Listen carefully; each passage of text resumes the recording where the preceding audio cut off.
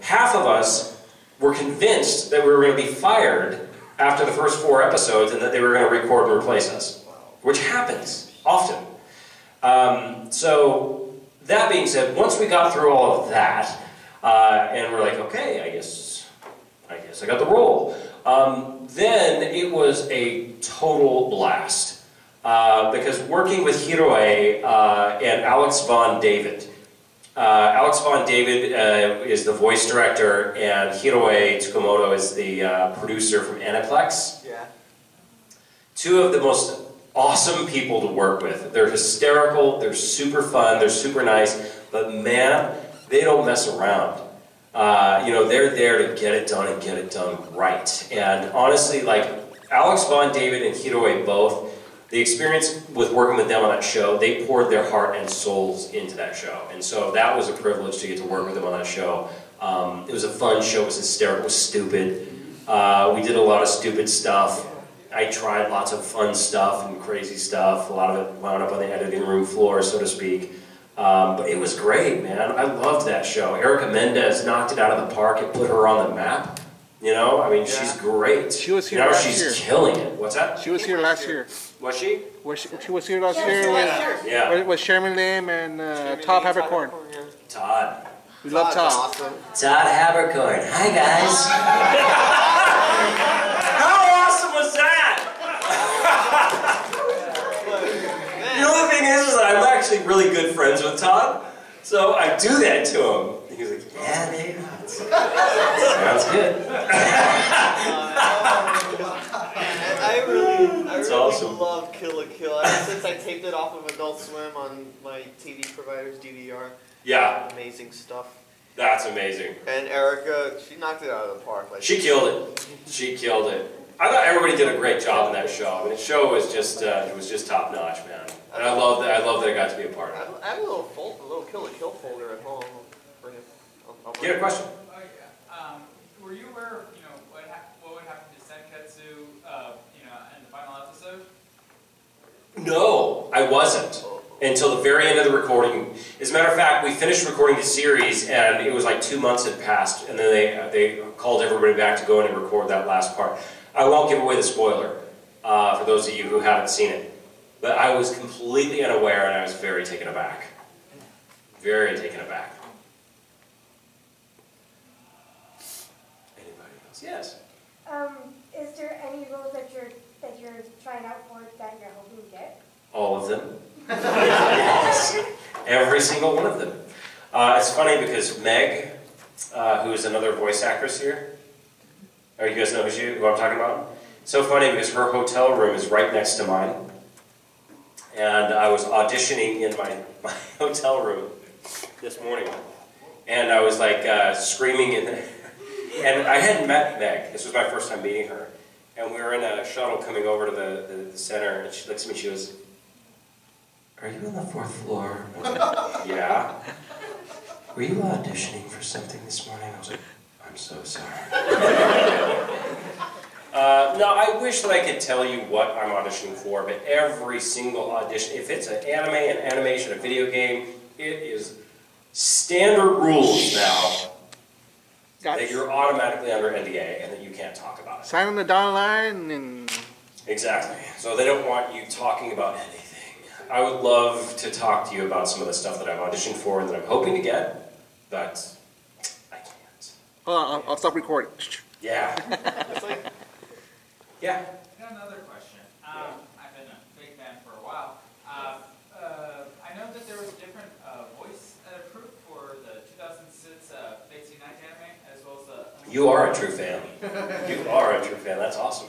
And there was like a lot of voice changes yes. During the Fate Zero and Fate Stay Night Unlimited Blade Works animation. Do you know like what happened? Like if there was a reason for like the deciding to recast certain voices? I think only Mela Lee, the Rancho Saka's voice actress. Yeah. One of you who stayed consistent. Yeah. As a matter of fact, in the 2000 version of Fate Stay Night, I played Assassin. Yeah. And then was recast as Gilgamesh. And I had auditioned. I mean, as a matter of fact, I was sounding exactly like I do, completely stuffed up and just disgusting when I was auditioning for Gilgamesh. I don't know how I actually booked that role. But you know what? That happens fairly often, and it can be for a million different reasons. Oftentimes, it can be because it's a different licensor picks it up, and if it's a different licensing company, they want to recast with their own talent. They want to put their own mark on it, regardless of how successful it was. They want to do it the way that they want to do it, and so the licensor will then, decide on a new production company to hire to then record the series. So I know that with that, we recorded that in 2006, and then I recorded Gilgamesh starting in 2013. And so, 2012 I think it was, and then it came out in 2013. Yeah. Right around 12, 13. Because I remember going to the Anime Expo that year at 2013 in LA and promoting Phase Zero. But yeah, I mean, it could be a million different reasons, and a lot of times, like for different casting reasons, there was a show called Nura, the Lokai clan or something along those lines, and I had actually got cast. I don't remember the name of the character, but he's the hawk guy, the one that turns into a hawk. I was cast as him originally, and they, for whatever reason, I think it was I sounded identical to whoever the lead in that show was. And no matter what we tried 10 different ways, there was just too much similarity in our voice tone. And so they recast me. They had to say, sorry, you're not going to be in the show. But then Aniplex, who was doing that, immediately recast me as Arthur Reduced Angel in Blue Exorcist. And so it's never like, you're a terrible actor, you're a bad person. It's just simply because, I mean, they want to make sure that, because there's just a million different reasons why they'll recast, and it has nothing to do with the fact that, whether you're a good actor or a bad actor or anything like that, or you have blue eyes or brown eyes, it doesn't matter.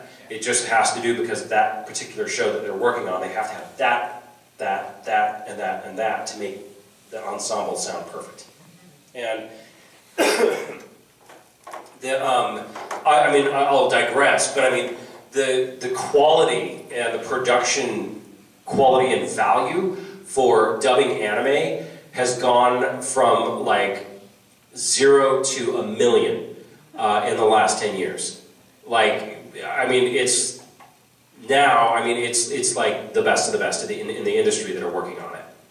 And so, like, that's why, I mean, they're so specific with how they want it to sound. They want it to sound perfect, et cetera, et cetera. But yeah, I mean, there's a million reasons why. Good question. Does anybody else have any questions? You do. Go right ahead. Well, let's go with you and then you. Go ahead. How will you cast as martial law on Tekken? Martial law on Tekken. My friend Jesse has heard this story a dozen times now, but I'm going to tell it anyway because you guys haven't heard it. He is my favorite character because I use him all the time. Yeah. I never lose with him. I love that character. He's my favorite character. He's the only character I ever use playing Tekken. He is the only character I ever use. I don't use any other characters, just him. I love him. You know, what he asked me how did I get cast as martial law? And I got cast as martial law, similar to anything else as I auditioned for it. But when I actually landed that role, I'll tell you a funny story about martial law because I was super excited. Pardon me, because I was a martial law fan. Like back in when Tekken first came out, martial law was my character. 1997, 1998. Exactly. When I was living in New York, I was playing Tekken and I was playing as martial law because I love martial law. And so I had been playing martial law for years. And then I think it was, growing up, I was a huge Bruce Lee fan. Like, I loved Enter the Dragon. I used to run around my house going, woo! Just driving my mom nuts. Exactly. And so I did that constantly. And so the fact that I got cast as this character who's like, number one, an icon, in my idol from childhood, based on my idol from childhood, and then the fact that I had actually played that character and I knew this game. Mine was Chuck Norris. I was super excited. I was Chuck Norris fan. And so had gone into the studio, and I've been doing this for years and years and years, and I honestly, like, whenever I go to record, I don't get nervous anymore, just because I've been doing it for so long. But because of this character, I actually got nervous. And on top of that, where all the Japanese producers had flown over from Tokyo. And so I'm in the studio, and I see all the Japanese producers sitting over there from, you know, from wherever, and I'm like, oh boy. Capcom, right? And so the director looks at me and she goes, okay, David, are you ready? And I'm like, yes. You know, and so she's like, okay, we're rolling. And so I busted out with my first, and all of a sudden I see all the Japanese producers looking at each other and they're going, oh, wee. And I'm like, oh, dude, I'm gonna get fired. And he looks at me and he goes, oh, you do best Bruce Lee for white men. Yes! Yes! Did he actually say that? He did. He did. True story. Did that feel like auditioning in Japan? What's that? Did that kind of feel like auditioning in Japan where like it's not even a job, it's like a life? Yeah, pretty much. Yeah. I mean, it was crazy. But yeah, I mean, martial law was one of my favorites. Cry. And that's how I got that job. Oh, you You're the best Bruce Lee. Yeah. Have you ever met Japanese voice actors at some of the bigger? Absolutely. Yeah. Absolutely. Yeah, I've met lots of Japanese voice actors. I met.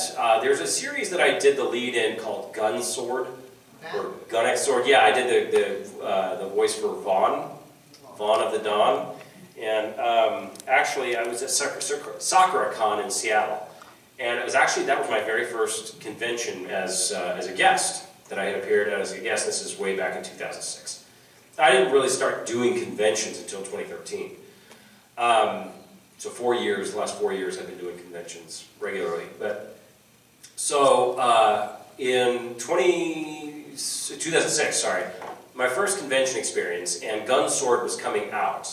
And Gun Sword was being promoted heavily at Sakura-Con. And so they flew me up, and because I was a lead character, to go and do the premiere, and they'd actually also flown out the guests from Tokyo. And so we went to dinner that night, and it's me and the Japanese actor, the Seiyu, who didn't speak a single word of English, and they sit us down at the same table, and we're just kind of looking at each other. We both know who each other is. You know, but we can't speak a word of each other's language, you know, and so we're just looking at each other like... No translator? You know, until finally this translator like takes mercy on us and comes and sits down and starts translating so we can actually have a conversation with each other. Yeah, exactly. I know one Japanese... I just spent a month in Tokyo, in Japan, working on Resident Evil. And out of the entire month that I was there, I learned one Japanese phrase. Hajimemashite yoroku onegai shimasu. Which means, very nice to meet you. Which I probably butchered it, but whatever. Yeah. What do you? Okay, I started off with English dubbed anime, and then I'm pretty sure 90% of the people here jumped into sub, like mainly anime. I just went to sub. Spanish. Thank you. Spanish. And I do follow a lot of English works, especially from Funimation, which is my favorite studio. Great. But would you say it's a detriment, because if I want to be a voice actor, that I should be listening to the English dub, whereas my preferred is the Japanese dub? Would you say that's a detriment, or like it doesn't really matter? Because I mean, I do practice with a local talent agency, monologues and multiple different kind of character imitations, but I never really do it with the dub versions. If you want to dub anime, I would watch it in English. Because here's the thing, and I mean, to each their own. Obviously, we're all welcome to our own opinions. And dub, sub, that whole debate, honestly, I'm like, I don't care. Whatever you want to listen to, that's your choice. So, honestly, like, if you want to do that, the reason why we dub it, and the dubs, also the dub audience over the last 10 years has just exploded. Exploded. It used to be back in the day that you could only get it subbed. you know? And with the advent of companies like Viz Media, Aniplex, Funimation, Bang Zoom, Studiopolis, all of these companies that are now producing and have been producing, I mean, just top-notch talent. Studio GP. You know, that's the way it is. And so if you want to dub in English, then I would listen to it in English, just because that's where you need to draw your inspiration from. Right, okay. You know?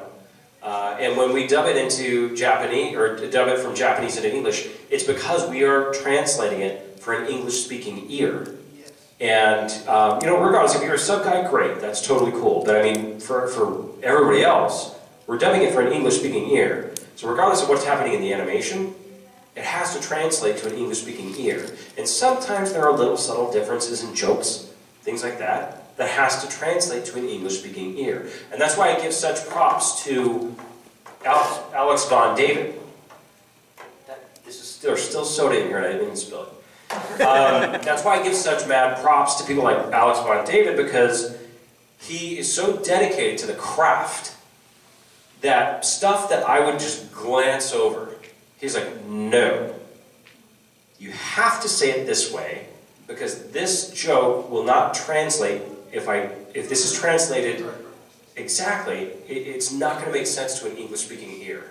We have to switch it because of this, that'll make sense. And so for that reason, you know, again, if you want to dub anime, I would certainly be listening to it. And if you want to do video game voice acting as well, listen to that stuff in English. You know, unless you want to be a Spanish language dub actor or anything like that. The dialect you need, right? Because it's very easy to switch from to say Sakura. If you have a Spanish accent, you mean? It's easy to speak it like that? I have one. No. Are you talking about like the minute differences between Japanese and English? No, because like you said, like the Spanish voice actor. Oh, I don't know. Do you speak Spanish? Yeah. Okay, so if you speak Spanish, then there are Spanish language dubs of the same stuff. And so if you want to dub it for a Spanish ear, you know, then listen. You see what I'm saying? That's what I'm saying. So you just be a Spanish language dubber as a English language dubber, but in your case, you have an advantage because you're fluent in both. I speak Japanese. I don't know if that helps. You speak Japanese? Mm-hmm. Fluent? Pretty much. I know a good few hundred phrases. How did I do? Huh? How did I do? Hajimemashite yoroshiku onegaishimasu. Yeah. Pretty good. Good. All right. That's great. So you how many languages do you speak? 3. I'm learning German. 3. Okay, great. So that's fantastic. What I would say is Japanese. You live here in McAllen? Yes, sir. Okay. So are you in school? No, I'm already finished. Okay. I mean, if you speak Japanese, then and this is an industry that you want to get into, stay tuned for the end of this panel because I'm going to talk to you guys about something. But there is if you speak Japanese, that'll work to your advantage, specifically with anime. Because you should consider writing. That is part of what I want to do when I get to the big leagues. I want to be a scriptwriter one day. You need to talk to, she's sitting right next to Chris Patton. She writes for Funimation. No, sorry, not in here. In the dealer's hall. At the autographs tables. Caitlin Barr? Caitlin Barr. You need to speak with Caitlin. She writes for Funimation. Oh my God, wow. You should speak to her. And if you speak Japanese, he's all right, ladies and gentlemen. He's okay.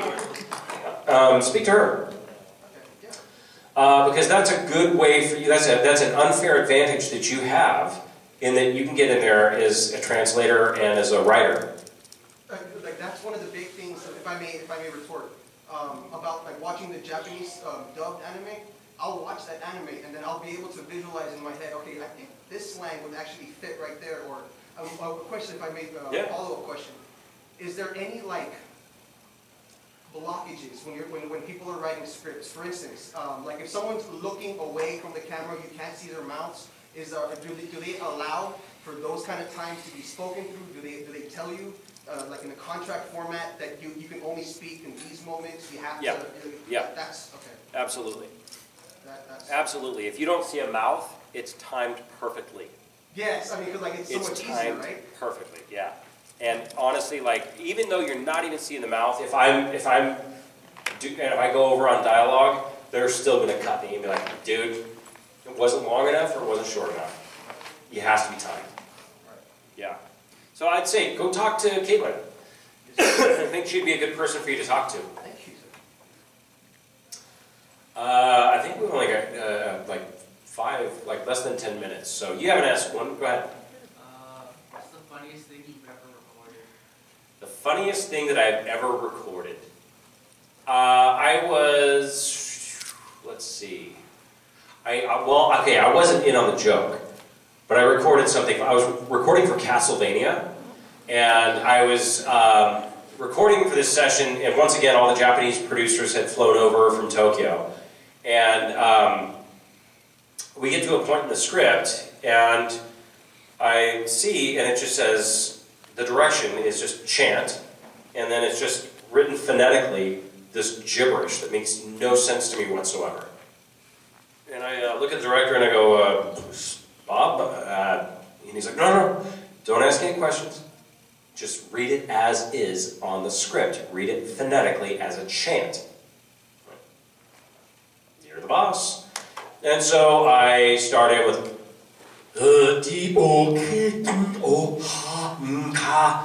and I do this whole chant.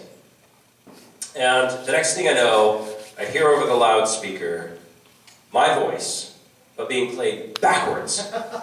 And it still made no sense to me.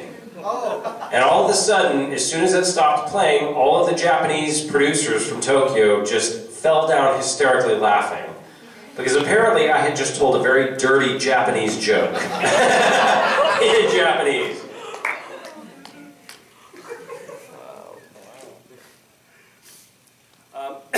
Anybody else have any questions? Yes?